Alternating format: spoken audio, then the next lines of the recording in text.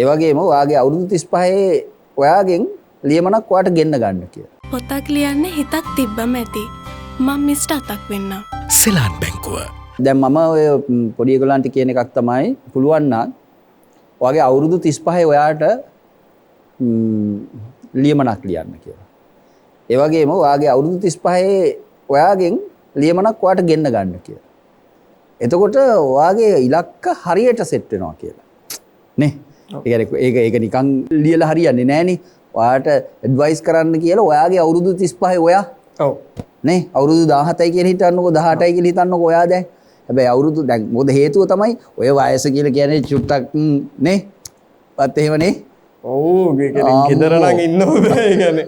හැම වෙලේම මේ පිටිපස්සින් ඉන්න යාළුවෝ ටිකයි අතරින් ඉන්න යාළුවෝ ටිකයි කොයි වෙලාවෙද කියලා බලන් ඉන්නේ. ඔව්. කට්ටිය පොඩ්ඩක් ඒකත් එක්ක දරුවන්ට තියෙනවා පොඩි ඒ කාලේ හොඳ කාලයක්.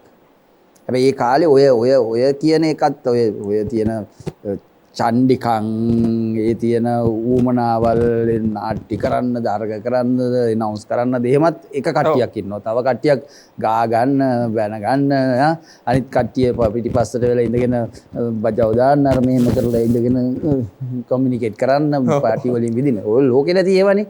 ඒතර මේ ඔක්කොම අස්සේ මේ ඔක්කොම ටික මේගොල්ලන් කරන්න ඕන. ගා ගන්න ඕන බැන ගන්න ඕන. ඒ ඔක්කොම කරන්න. හැබැයි ඒක අස්සේ තමන්ගේ ඉලක්ක සෙට් කරගන්න එකත් කරගත්තොත් එහෙම අර හයියම මේකට දාගන්න පුළුවන් නම් ඒක මරු.